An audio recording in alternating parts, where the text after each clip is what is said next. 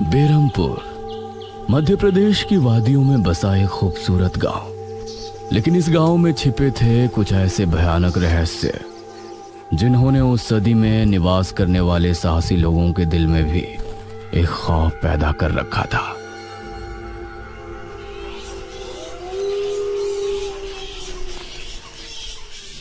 आज तो बहुत दिनों के बाद मित्रों से मिलना हो रहा है, बहुत आनंद आएगा। अरे मदन, कहाँ जा रहा है इस समय? पिताजी, मेरे मित्रों से इतने दिनों बाद मिलना हो रहा है। वो सुबह होने पर वापस नगर चले जाएंगे। अरे तुझे पता नहीं क्या, आज शनिवार की रात है। आज के दिन निशिर मोलो गांव में घूमते हैं। पिताजी, चाहे निशिर मोलो आए या नरकासुर, मुझे आज मेरे मित्रों से मिलने से कोई नहीं रोक सकता। ठीक है, लेकिन ध्यान रहे, जैसे ही तुमको उनके कदमों की आहट सुनाई दे और उनका वो मंत्र जिसको वो दोहराते हुए आगे बढ़ते हैं, तो उन्हें बिना देखे किसी ऐसी जगह छिप जाना जहां से ना वो तुमको देख सके ना तुम उनको। और जब तक उनकी आवाज आना बंद ना हो जाए, उनके सामने नहीं आना। वो 4 भयानक आदमी होते हैं जो अपने कंधों पर एक ताबूत को उठाए होते हैं, और अगर कोई उन्हें देख ले तो वो जिंदा नहीं बचता। मुझे पता है पिताजी, अब मैं चलता हूँ। यह कहकर मदन घर से निकल गया, लेकिन उसके पिता के चेहरे पर उसकी फिक्र साफ नजर आ रही थी। निशिर मोलो आ जाएंगे और साथ ले जाएंगे। ऐसा लगता है कि हमारे गांव के लोग अभी भी दूसरी सदी में जी रहे हैं। वो तेज तेज कदमों के साथ आगे बढ़ रहा था। कुछ देर बाद उसे जंगल की तरफ एक पगडंडी वाला रास्ता नजर आया।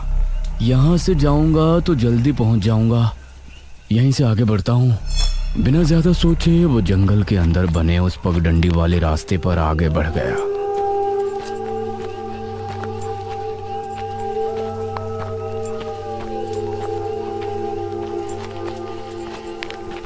आज तो बहुत मजा आने वाला है, मिलकर खूब मदिरा पान भी करेंगे। तभी उसे भारी कदमों की आहटों के साथ कुछ आवाजें सुनाई देने लगी। इन आहटों और आवाजों को सुनकर वह एकदम से चौंक पड़ा और उसकी आंखें डर से बड़ी हो गईं। हे भगवान! वो जल्दी से झाड़ियों की तरफ भागा और उनमें छिपकर बैठ गया। वो झाड़ियों की ऊंट में बैठा लंबी लंबी सांस ले रहा था। वो आवाजें अब और ज्यादा साफ होने लगी थी। उसे यकीन था कि अब वो लोग उसके करीब ही आ रहे हैं। उसने धीरे धीरे छिपकर अपनी एक आंख से उनको देखा और वो हैरान रह गया।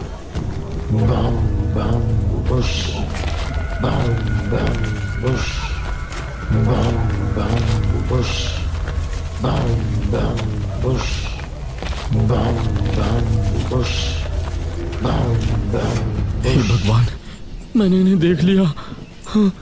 मदन पूरी तरह से झाड़ियों में छिप गया और कुछ देर अपनी सांस तक रोके वहां छिपा रहा। फिर उसने धीरे से झांक कर देखा तो अब वो लोग कहीं नजर नहीं आ रहे थे। हाँ, लगता है चले गए। वो वहां से निकला और दोनों तरफ देखा तो वहां कोई नजर नहीं आया। हाँ, शुक्र है भगवान। उसने एक कदम बढ़ाया ही था कि तभी उसे फिर से वही आवाजें अपने ठीक पीछे से सुनाई देने लगी। उसने एक झटके से पलटकर देखा तो वो चारों ताबूत वाले शख्स ठीक उसके पीछे खड़े थे।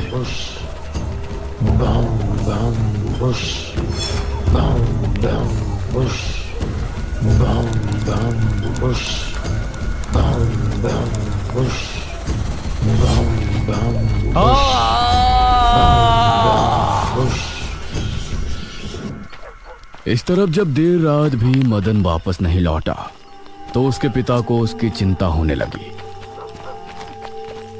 उसने गांव के एक आदमी विपुल को साथ लिया और जंगल की तरफ रवाना हुआ।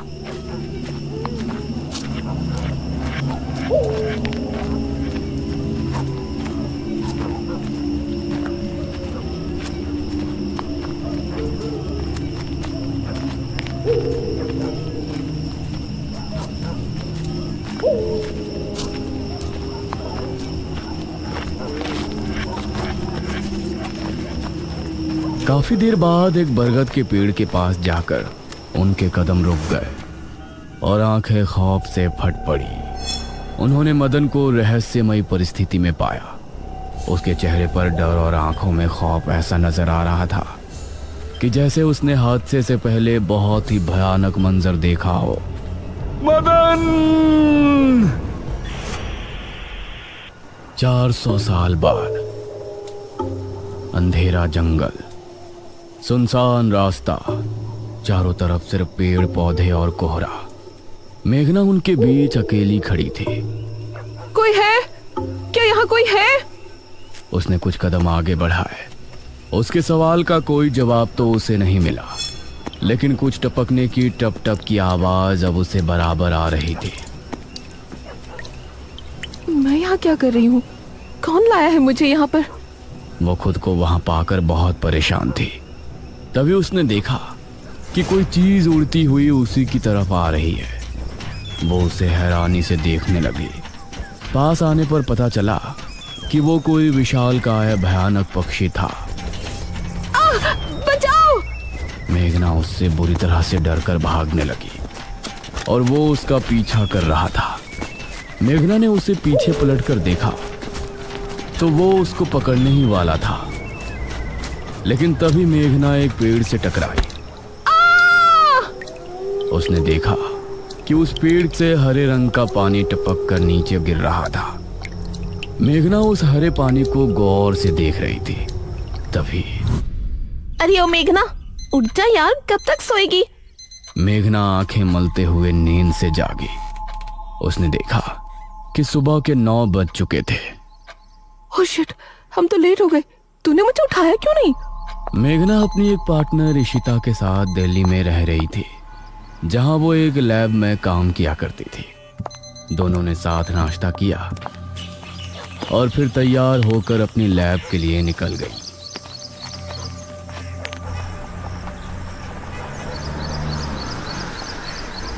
तेरा ऑमलेट खा खा कर मेरा पेट खराब हो चुका है। रोजाना कच्चा ही बनाकर दे देती है। शुक्र मना कि कच्चा भी खाने को मिल तो रहा है। तेरे भरोसे रहेंगे तो वो भी नहीं मिलने वाला। सोकर ही 9 बजे उठती है।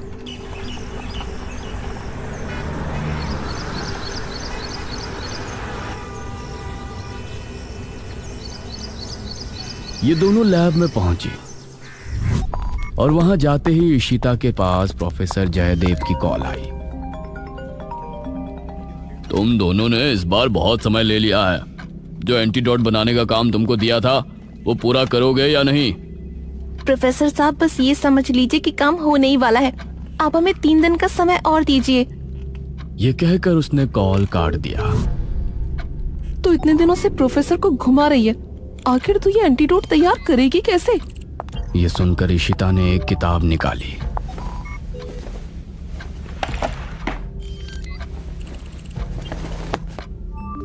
यार देख ये किताब, इसमें बहुत से ऐसे लिक्विड के बारे में लिखा है जिनकी कहानी पुरानी दंत कथाओं और लोक कथाओं से जुड़ी है। तो तू कहना क्या चाहती है? मुझे इस किताब में बहुत ही अनोखे लिक्विड के बारे में पता चला है, जिसे मृत्युंजय अमृत कहते हैं।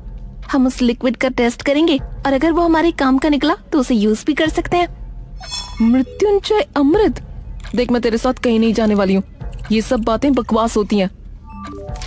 अरे देख तो सही, इस पेड़ से हर पूर्णमासी की रात ये हरा लिक्विड टपकता है। तभी मेघना ने देखा कि उस पन्ने पर किसी मृत्युंजय अमृत के बारे में लिखा था और उसमें ठीक वही पेड़ दिखाया गया था जो मेघना रोजाना अपने सपने में देखा करती थी। मतलब उस हरे पानी की बात ही इस किताब में लिखी थी। हे भगवान, क्यों हिला डाला ना, है ना इंटरेस्टिंग? मेघना ने कुछ सोचा और फिर जवाब दिया, हाँ तो हम दोनों कल ही बीरमपुर गांव के लिए निकलते हैं।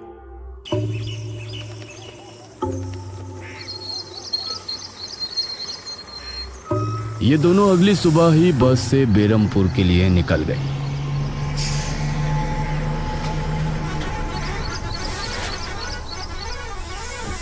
वैसे एक बात बता, तू मेरे साथ वहां जाने के लिए एक ही बार में कैसे राजी हो गई? मेघना ने सच को छिपाते हुए कहा, ऐसी अनोखी चीज देखने के बाद भला कौन नहीं होगा जो इसको देखना नहीं चाहेगा? ओहो, ये हुई ना बात। मैंने तुझे पार्टनर बनाकर कोई गलती नहीं की।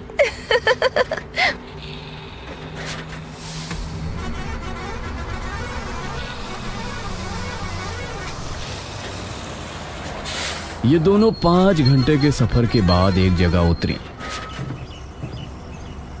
इनके ठीक सामने एक बड़ा सा गेट था जिस पर नाम लिखा था बेरमपुर। इशिता और मेघना ने जैसे ही गेट के अंदर कदम रखा तो अचानक से मौसम बदला। सूरज मानो बादलों के पीछे छिप गया और एक हवा अपने साथ आंधी ले आई। अरे वाह, गांव का मौसम तो बहुत ठंडा है। इधर गांव के लोग भी अचानक बदलते मौसम को देखकर हैरान रह गए। अरे ये क्या, अभी तक तो काफी गर्मी थी, ये अचानक आंधी कहां से आ गई? मुखिया जी, लगता है बारिश भी जरूर आएगी। इधर मेघना और इशिता दोनों ही गांव की तरफ बढ़ रही थी। यार, ये गांव के लोग ठीक तो होंगे ना?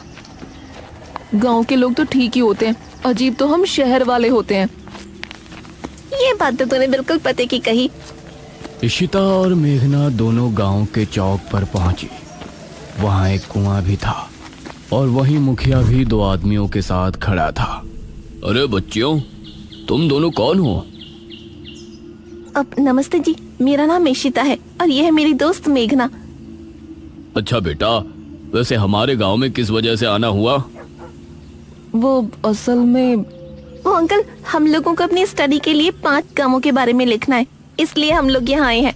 इसके बाद और 4 गांवों में जाएंगे।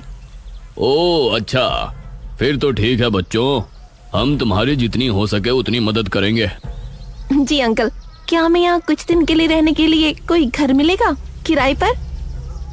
अरे बच्चों, तुमको किराए की घर की क्या जरूरत है? तुम दोनों जब तक चाहो मेरे ही घर में रह सकती हो। ठकुराइन वैसे भी लड़कियों से बहुत प्यार करती है। जी शुक्रिया अंकल।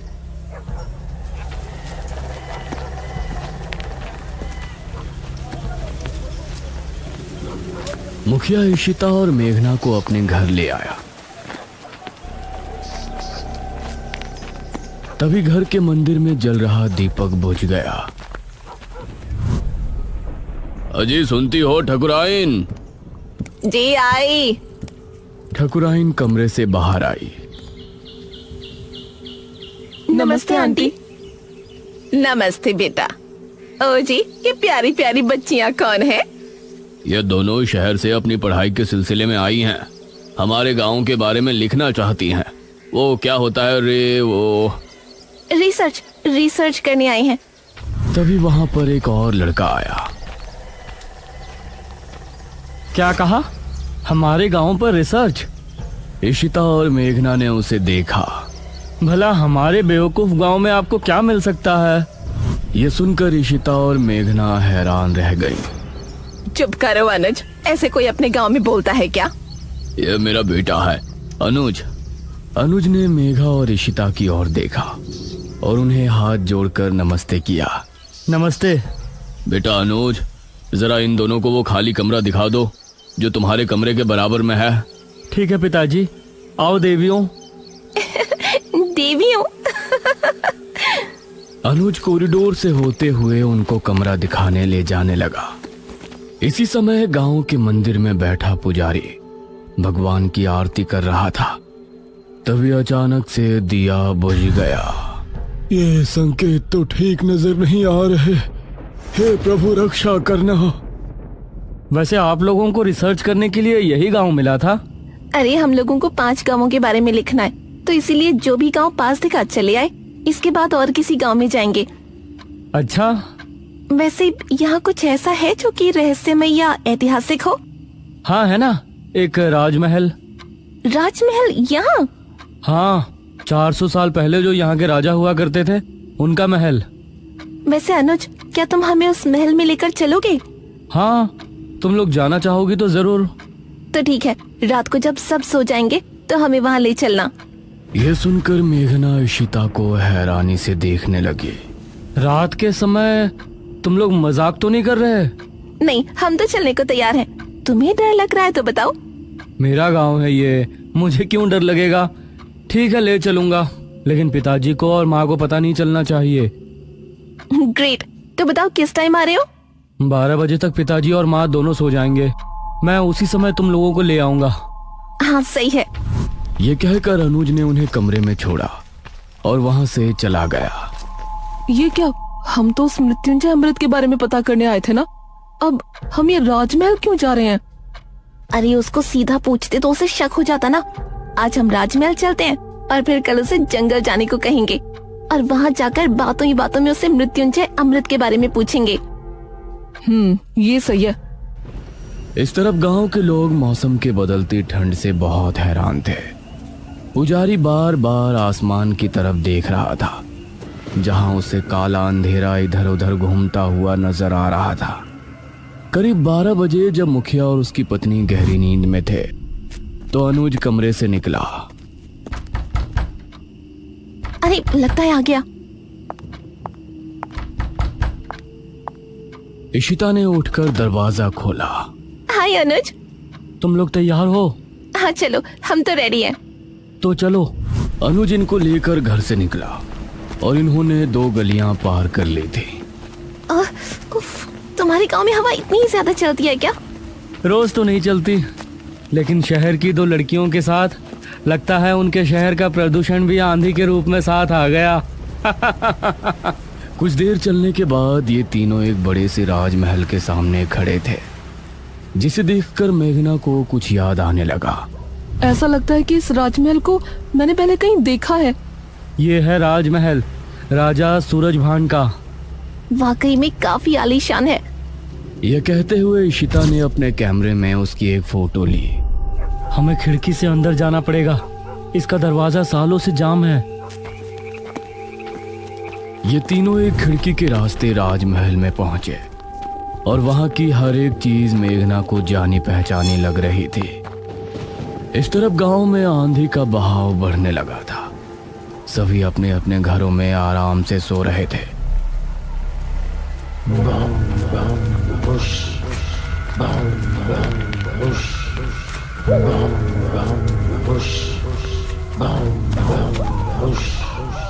अरे ये आवाज तो निशिरमोलो।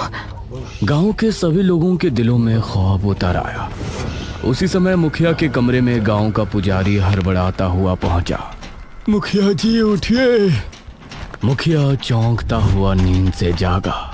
क्या हुआ पुजारी जी, इतनी रात में आप? गांव में निशीर मोलो की आवाज गूंज रही है, सब बहुत डरे हुए हैं। पुजारी जी, ये कैसे हो सकता है? निशीर मोलो यहाँ कैसे आ सकते हैं? वो तो कई सालों पहले सो गए थे। जरूर कुछ ऐसा हुआ है जिससे वो जाग उठे थे। हमारा मन बहुत विचलित हो रहा है। गांव के सभी लोग अपने अपने घरों में जाग चुके थे और डरे बैठे थे। यह आवाज सभी के दिलों में खौफ पैदा कर रही थी। मेघना, इशिता और अनुज तीनों इस बात से बेखबर राजमहल में घूम रहे थे। ये कैसी आवाज है? हाँ, मैंने भी सुनी। ऐसा लग रहा था कि कोई सिपाही भारी जूतों के साथ गलियारे में चहलकदमी कर रहा है, लेकिन दूर दूर तक कोई नजर नहीं आ रहा था। उसी समय गांव के 2 आदमी संपत और कप्ता जंगल की सरहद पर बैठे हुए जुआ खेल रहे थे। अरे संपत यार, चल घर चलते हैं, अब बहुत समय हो गया। ओहो, अब तू हार रहा है तो घर चलते हैं। अरे चुपचाप पूरी बाजी खेल, इससे पहले तो मैं तुझे जाने नहीं दूंगा। हाँ। यह सुनकर कप्ता फिर से उसके साथ पत्ते बांटने लगा। उन दोनों को यह आवाज सुनाई दी। तेज आंधी की हवाओं में उनकी आंखें बहुत मुश्किल से खुल रही थी। उन दोनों ने देखा कि सामने से 4 आदमी अपने कंधों पर एक ताबूत उठाए मंत्र पढ़ते हुए चले आ रहे हैं। संपत और कप्ता इससे पहले कुछ करते, वो चारों आकर उनके सामने रुक गए। हवा का रुख थोड़ा कम हुआ। वो चारों अपनी लाल चमकती आंखों से संपत और कप्ता को घूर रहे थे। इधर इशिता, मेघना और अनुज को एक दरवाजा खोलने की तेज आवाज सुनाई दी और वो चौंक पड़े। न जाने उस दरवाजे से कौन निकला जिसको देखकर ये तीनों चौंक पड़े।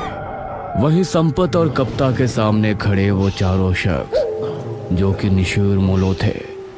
उनके कंधों पर रखा ताबूत खुल गया और उसके खुलते ही संपत और कप्ता की चीख पूरे गांव के लोगों ने सुनी, जिसे सुनकर सभी गांव के लोग डर गए। ये किसकी चीख थी जी? निशिर मोलो, ये चीख किसी अनहोनी की संकेत थी। निशिर मोलो आखिर कौन है? क्या है मृत्युंजय अमृत? और क्या संबंध है मेघना का इन सब से? इन सभी सवालों के जवाब जानने के लिए हमारे साथ जुड़े रहिए इस कहानी के अगले भाग में भी।